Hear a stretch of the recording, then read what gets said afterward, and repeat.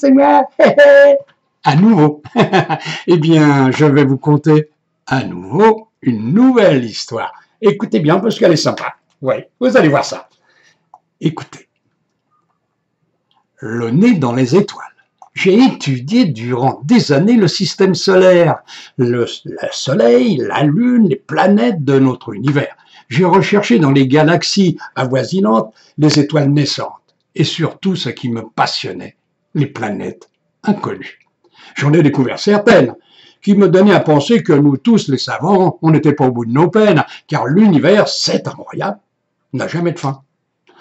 Je voyais des millions de galaxies qui quadrillaient tout le cosmos, ce qui me faisait aussi penser que, comme la Terre, toutes devaient bien entendu être habitées. Certains soirs, au bout de ma lorgnette, entre guillemets, j'ai vu apparaître un visage. Éberlué, j'ai fermé les yeux pour très vite les ouvrir à nouveau. Mais dans l'objectif, le visage était toujours là. Tu veux voir plus loin que ton appareil peut te le permettre? Cette voix, je l'ai entendue si soudainement que j'ai sauté de mon siège et que je me suis retrouvé assis par terre, perturbé d'ailleurs. La voix avait repris, disant: mon frère, ne crains rien, je suis ton guide. Si tu le veux bien, je vais te faire visiter ce qu'aucun télescope ne pourrait le faire. Allons, tu te décides, car le voyage risque d'être long. J'essayais bien de parler, mais ma gorge était si serrée qu'un son ne pouvait sortir. Alors j'ai fait un signe en hochant de la tête, tout simplement.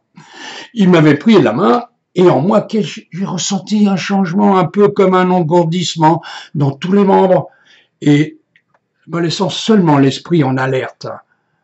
Des coups battaient mes tempes, totalement, et j'entendais mon cœur battre si fort que j'ai pensé qu'il allait exploser. C'est vrai, mais c'était au ralenti. J'ai eu ensuite une sorte de tremblement, très court d'ailleurs, puis une déchirure. Enfin, c'était ce que je pensais. Ensuite, il y a eu un bruit court, léger et rapide, comme si on ouvrait une longue fermeture éclair. Et je me suis retrouvé sur le toit de l'observatoire. Ah ouais, juste à côté du guide d'ailleurs, qui me regardait toujours avec un large sourire. Il avait repris aussitôt ma main et me lança cette phrase. Alors, on y va? 3 mots simples qui allaient bouleverser toute ma vie entière. En effet, j'ai eu la sensation, une brève sensation, de décoller, puis de ressentir le vent sur mes joues, sur mes cheveux, ce qui m'obligeait à d'ouvrir enfin les yeux, car très vite, il faut le dire, je les avais fermés, par peur peut-être, c'est vrai. Alors j'ai tout simplement regardé autour ce qui se passait. Nous allons quitter la galaxie, disait-il. Regarde et ne perds rien de ce que tu vas ouvrir. Tes yeux, ouvre-les à fond, parce que tu vas voir beaucoup de choses. Stupéfait, j'ai vu, ouais.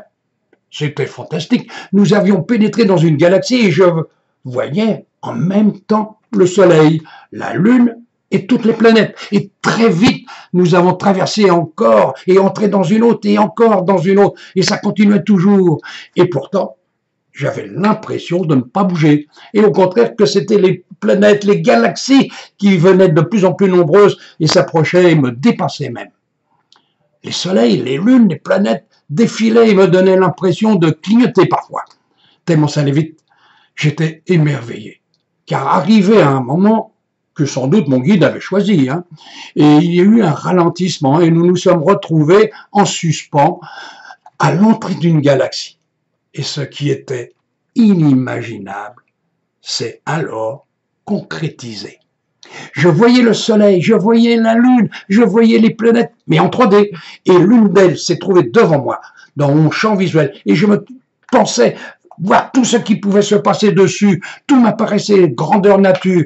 Les gens étaient là, ils vivaient, je les voyais. Tous devant moi, tous ressemblaient, mais différemment les uns des autres. Ils étaient beaux, grands, minces, je voyais bien leur visage.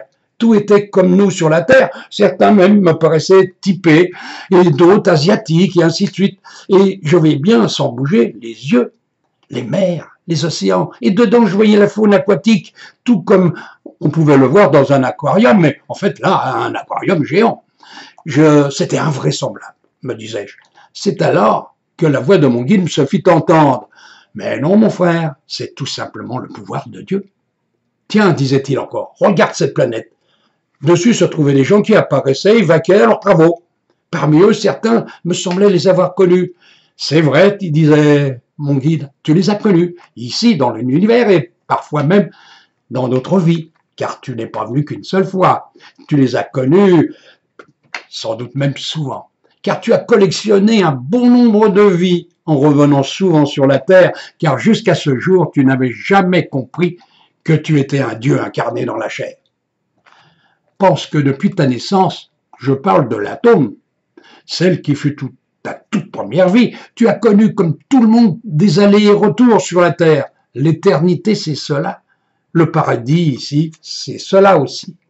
Frère, tu es avec moi ici en ce moment, mais en bas, tu es encore attaché à ton corps qui se repose d'ailleurs. Et d'ailleurs aussi, il va falloir nous y retourner d'ailleurs, car le jour va bientôt poindre et le soleil apparaîtra sur la terre. Frère, disait-il encore, regarde. Et là, j'ai vu. Et maintenant encore, je n'ose y penser. Et cette nuit-là, avec toi, j'ai peine à le dire. Toutes les galaxies, les milliards d'étoiles, les millions de soleils, les millions de lunes, de planètes, je les voyais toutes et en même temps. C'était démesuré, c'était grandiose, c'était fantastique. Oui. Tous, vous voyez cela, disait-il, mon guide, lorsque vous venez de la Terre après avoir fait une vie réussie, ou non d'ailleurs. Un jour, la lumière se fera sur toute la planète Terre, et l'homme ne sera plus un homme, il deviendra Dieu. Il agira, il pensera comme un Dieu, il terminera sa vie sur Terre et restera Dieu pour l'éternité. Le paradis, c'est ça, mon frère. Tu es encore attaché à ton corps qui se repose. Allons, on y retourne. Et cette fois-ci, j'ai ressenti une légère secousse. Aussitôt, le vent sur ma peau, le vent dans mes cheveux, et les galaxies alors ont défilé. Et je suis arrivé devant l'observatoire. À l'intérieur, ouais, mon corps était là, reposé d'ailleurs. Il semblait dormir profondément. Et en une seconde, fraction de seconde, je me suis retrouvé au-dessus et j'ai pénétré à l'intérieur. J'ai ressenti dans tout mon être une sensation d'humidité, de froid, de fraîcheur, et je me suis réveillé. À cet instant intermédiaire, le visage de mon ange gardien est apparu encore devant moi, toujours souriant, et j'entendis sa voix. Lorsque tu me reverras, mon frère, ce sera pour la dernière fois sur la terre, ta vie sera alors terminée. J'ai ressenti en même temps une sensation de recevoir un baiser sur la joue. C'était une sensation étrange, avec un léger dépôt d'humidité ressenti par le contact de ses lèvres. Le temps d'ouvrir les yeux, il avait disparu.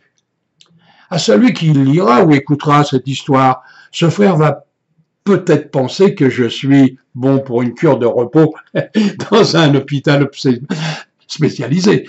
C'est très compréhensible. Mais moi qui ai vécu ce moment de bonheur, je sais que je n'ai pas rêvé.